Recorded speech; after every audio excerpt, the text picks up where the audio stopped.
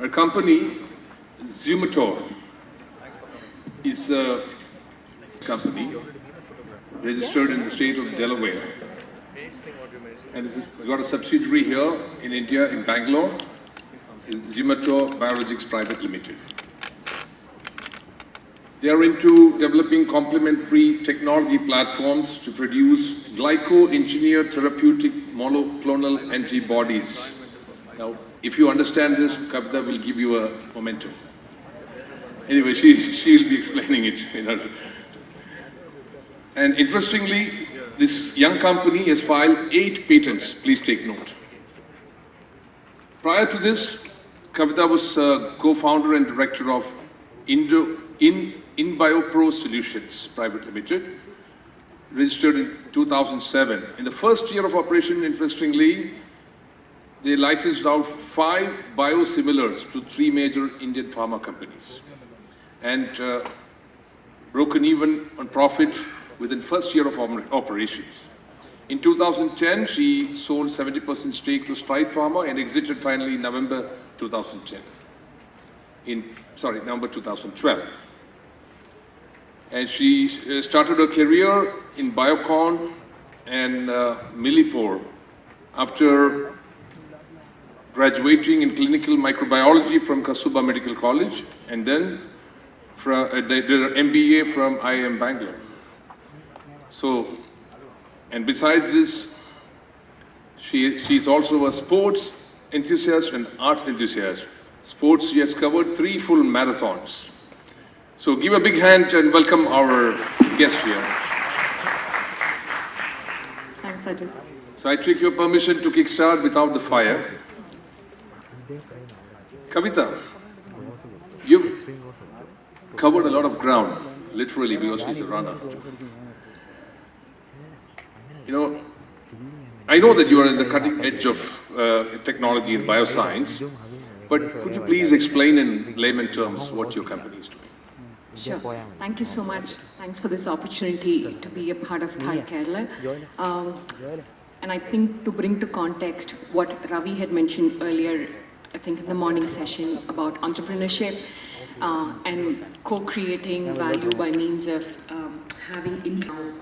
We stand on our feet and we've raised 2 rounds of money.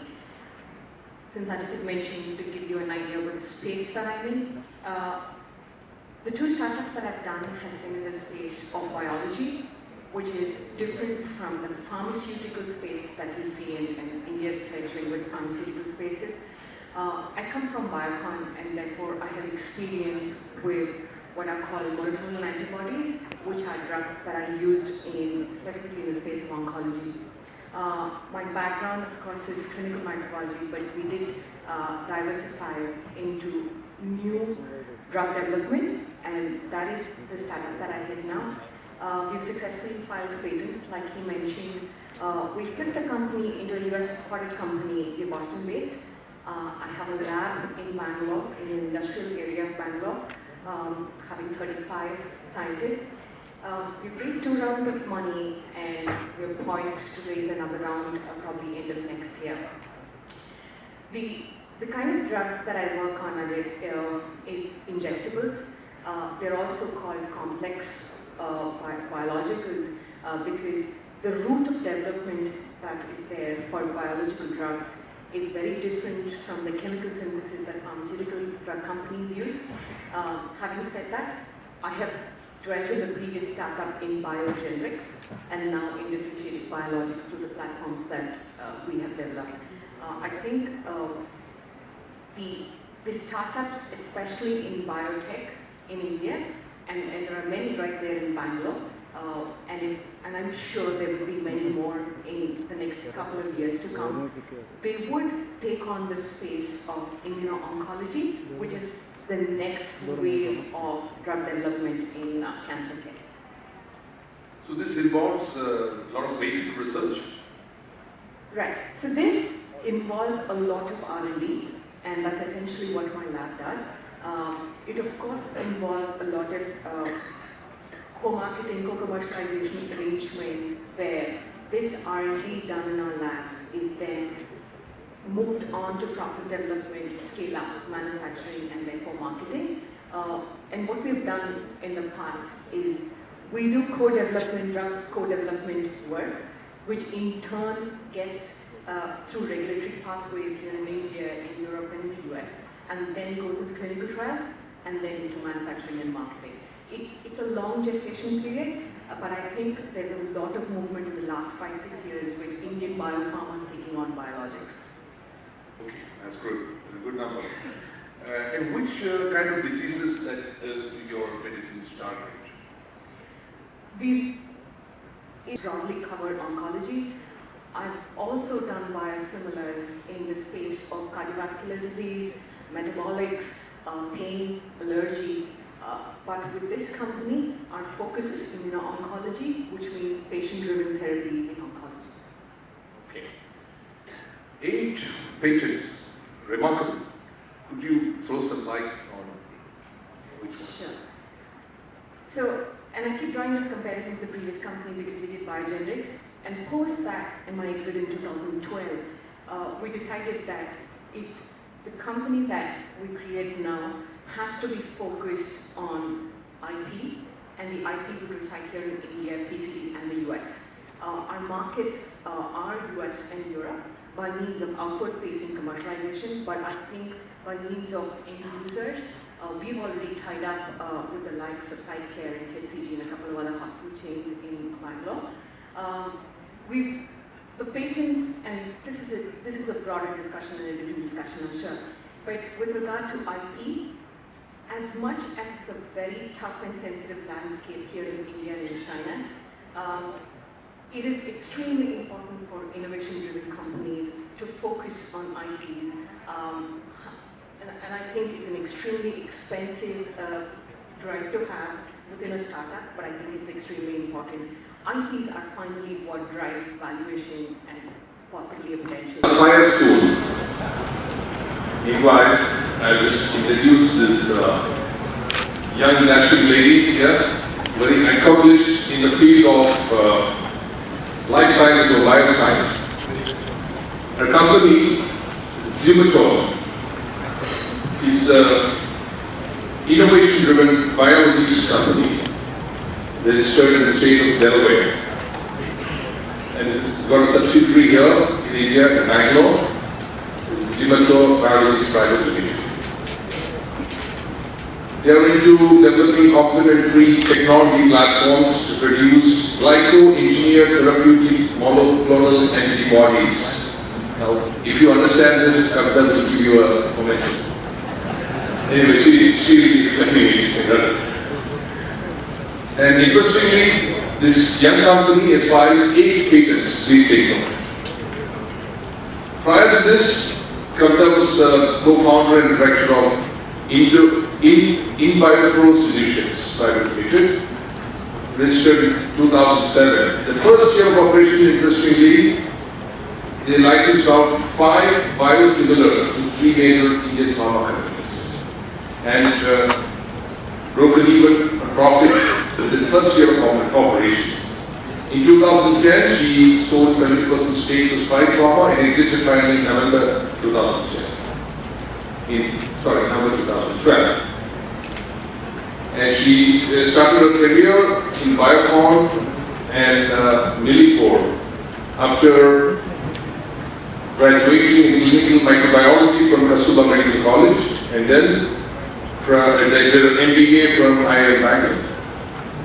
So, and besides this, she's also a sports enthusiast and art enthusiast. Sports, she has covered 3 full marathons. So give a big hand and welcome our guest. So I take your permission to get started without the fire. Kavitha, you covered a lot of ground, literally, because she's around. You know, I know that you're in the cutting edge of technology and bioscience, but could you please explain in layman terms what your company is? Sure. Thank you so much. Thanks for this opportunity to be a part of TiECon. And I think to bring to context what Ravi had mentioned earlier, I think in the morning session about entrepreneurship and right there in Bangalore, and he's spoken about NCBS. So this company has incubated in NCBS, and then we raised funds, of course, and now we signed on our feet and we raised 2 rounds of money. Since I did mention, to give you an idea about the space that I'm in, the 2 startups that I've done has been in the space of biology, which is different from the pharmaceutical space that you see in India, specifically in the space of oncology. My background, of course, is clinical microbiology, but we did diversify into new drug development, and that is the startup that I head now. We've successfully filed patents, like he mentioned. We flipped the company into a US product company, we're Boston-based. I have a lab in Bangalore, in the industrial area of Bangalore, having 35 scientists. We've raised 2 rounds of money, and we're poised to raise another round probably end of next year. The kind of drugs that I work on is injectables. They're also called complex biologicals because the route of development that is there for biological drugs is very different from the chemical synthesis that pharmaceutical drug companies use. Having said that, I have dwelled in the previous startup in biogenerics and now in differentiated biologics through the platforms that we have developed. I think the startups, especially in biotech in India, and there are many right there in Bangalore, and I'm sure there will be many more in the next couple of years to come. They would take on the space of immuno-oncology, which is the next wave of drug development in cancer care. So this involves a lot of basic research? Right. So this involves a lot of R&D, and that's essentially what my lab does. It of course involves a lot of co-marketing, co-commercialization arrangements where this R&D done in our labs is then moved on to process development, scale-up, manufacturing, and therefore marketing. And what we've done in the past is we do co-development, drug co-development work, which in turn gets through regulatory pathways here in India, in Europe, and the US, and then goes into clinical trials, and then into manufacturing and marketing. It's a long gestation period, but I think there's a lot of movement in the last 5-6 years with Indian biopharma taking on biologics. To get a sense of your operations, how many people do you employ? We currently have 35 at our site in Yeshwanthpur, India, which is an industrial part of Bangalore, very close to the University of Science. Out of that, 23 are scientists. I do also have a business development workforce in the US, and that's 3 in number. So we hope to grow it to probably 50 by the end of next year. Okay, that's good. That's a good number. And which kind of diseases that your medicines target? In the past and now, we have dealt with disease segments which broadly cover oncology. I've also done biosimilars in the space of cardiovascular disease, metabolics, pain, allergy. But with this company, our focus is immuno-oncology, which means patient-driven therapy in oncology. Okay. 8 pages, remarkable. Could you throw some light on which one? Sure.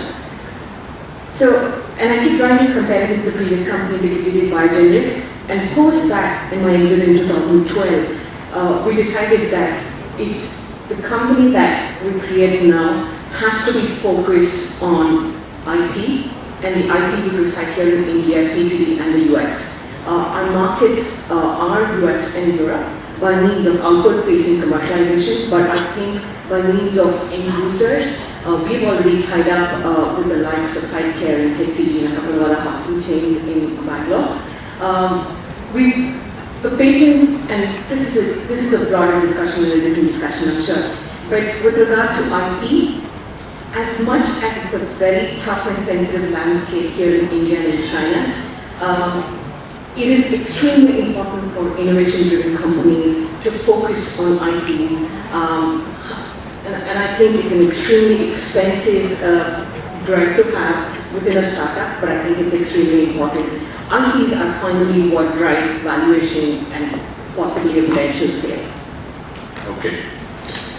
You have a company in US. Would that be the purpose would be to access markets or funding?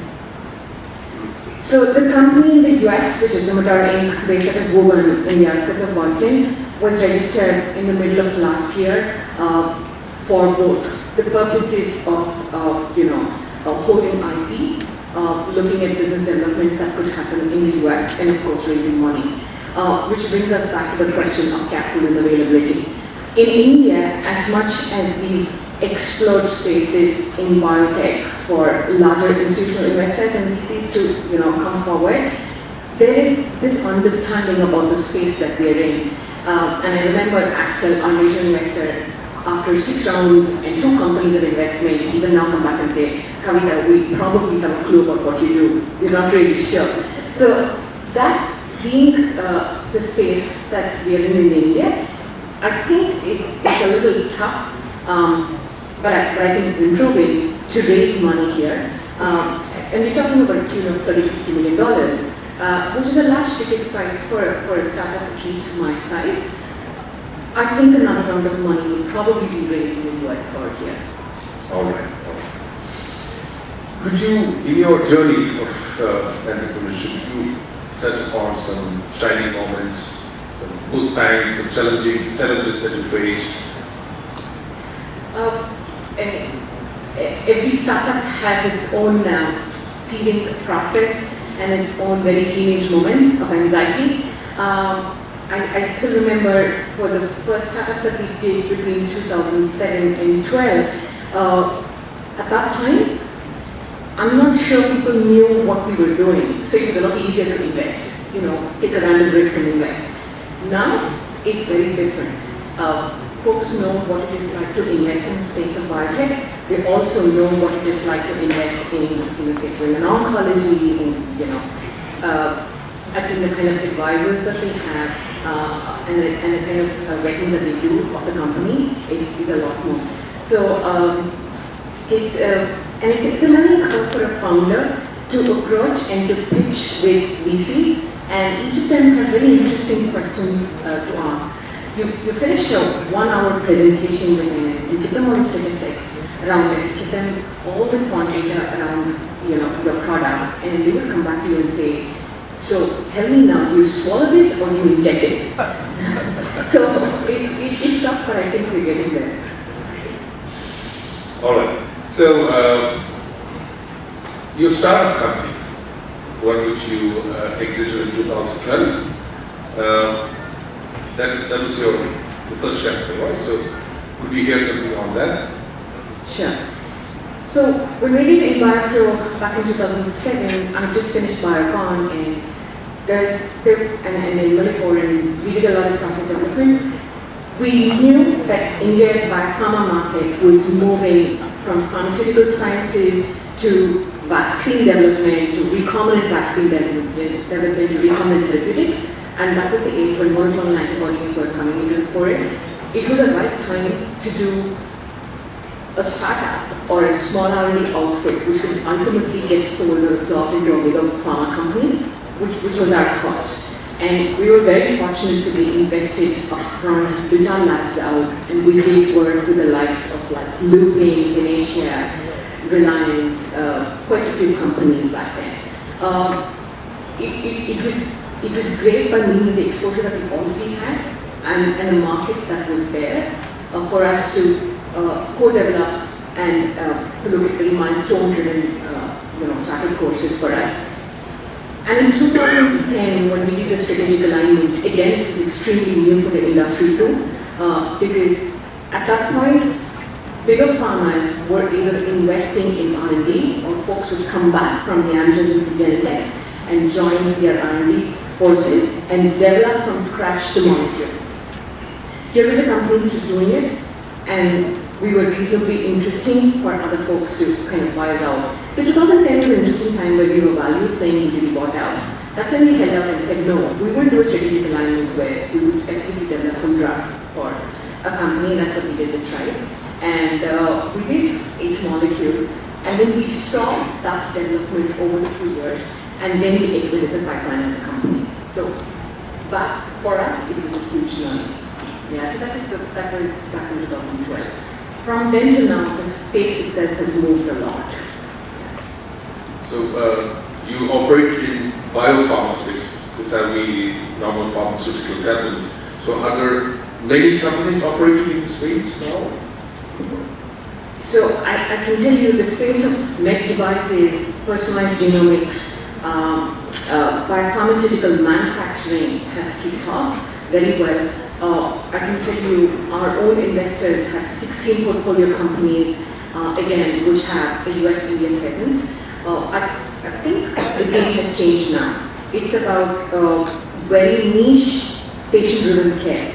And I think it's absolutely taking off now. And there's a lot of capital available. You have, after graduating from Kasturba Medical College and IIM, and you started your career with Viacom. It's a very reputed, very illustrious company. So, what were your shining moments in your career? And what prompted you to take a leap into the unknown, the territory of entrepreneurship? So I'm very fortunate and blessed to have worked in Viacom. I have great regard for Kiran. I think what she's nurtured by means of very homegrown biotech, and she started off with pharma and enzymes, and I was a part of that division which got sold to Novozymes. I think she's come a long way. She's shown what it is like to look at talent, to grow talent right here in India, and therefore look at products that are made in India and marketed all over the world. I was very fortunate to work on programs that included the Cuban entity that she brought up. Very fortunate to work on the enzyme work, insulin work, and a lot of antibody work that we started doing. It was a great foundation for me. 5 odd years there, and when I moved out of that, I knew that if I continued, I would be institutionalized. I would, great working environment, especially for women. And it was a great spot to be in.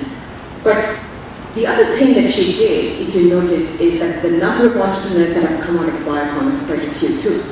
And I think that's great to be able to inspire and to infuse that energy to do newer stuff. It's something that I like to do too. Avid runner, you did how many marathons? Okay, the stats. So I've done 4 full marathons. When in the running community, we keep saying how many kilometers a shoe is done. It sounds like a tire. I run close to 600 kilometers in 16 weeks. Wow, that's a great number. How this sport has it helped you in your entrepreneurship,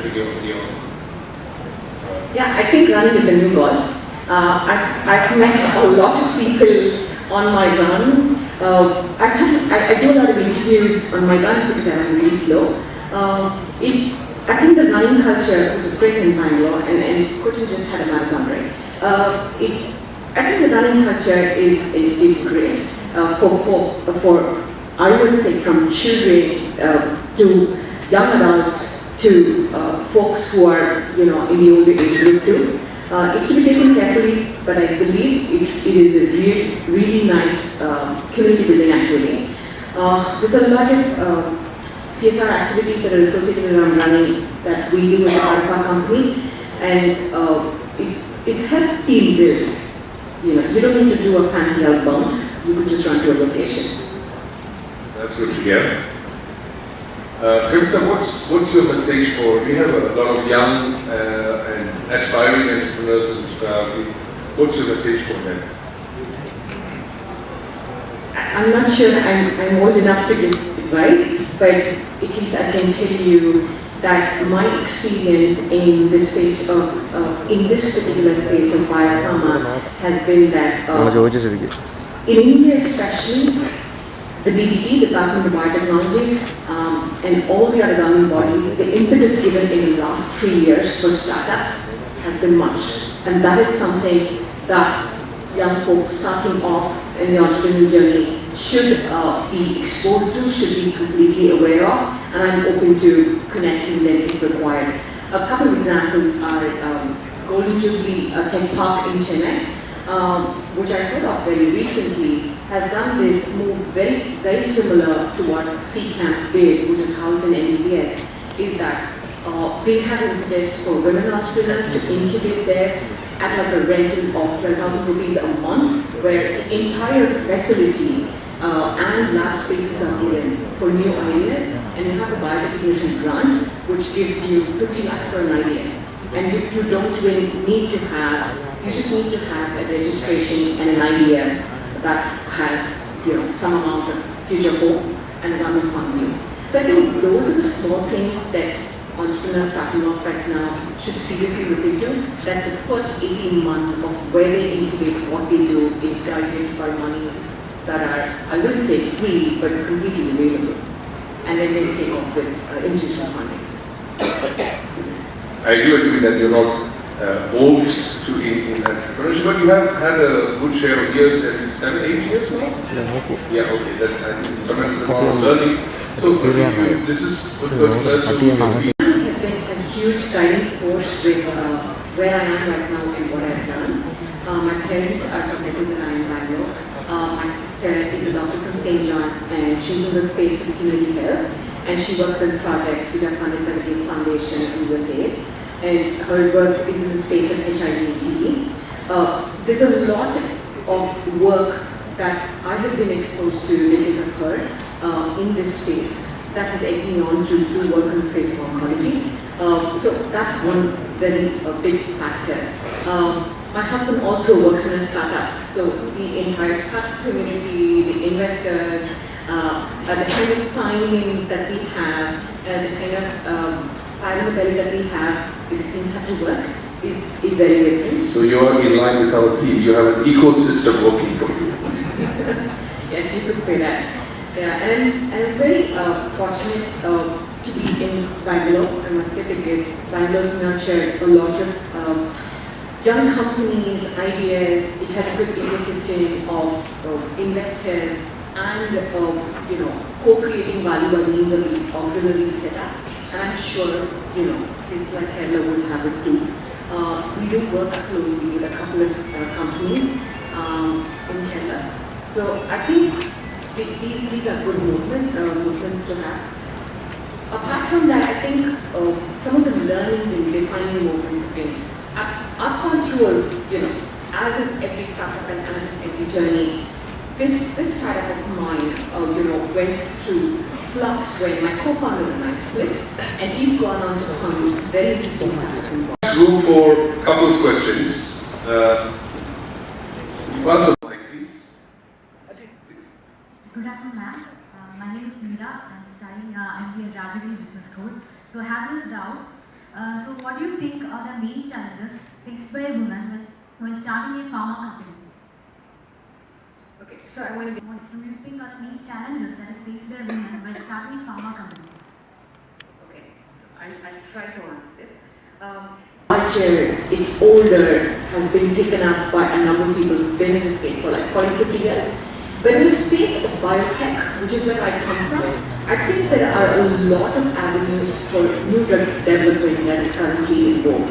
If you're on that journey, I think there are a lot of niche spaces available, both for starting up something new, for pursuing, IP-driven stuff, or to do like a complete startup in that space, which can be funded by the government to start with. I don't know if that answers your question, but yeah. Okay, so I will just sum up some key learnings from Kavitha's chat. First and foremost, as you would have noticed, like our keynote speaker mentioned, one of the key things we actually proposed, the basic research. Kavitha is onto that. I think that deserves a round of applause. We find very and Yes, there were a few things in the ecosystem, a favorable ecosystem that worked for her. One was the company, the big company which she worked with, Viacom, had a facilitating environment. They used to encourage entrepreneurship, right? And networking, even by means of running, you know, that's a new dimension. Running is a new golf. That helped. And family support was essential. So, some key things. And Kavitha, thank you very much for sharing your learnings and your story with us. And thank you so much. And thank you all for listening. Thank you very much. Ladies and gentlemen, now I would like to invite Mr. Ajay Cooper to kindly hand over a memento to Ms. Kavitha Iyer Rodrigues.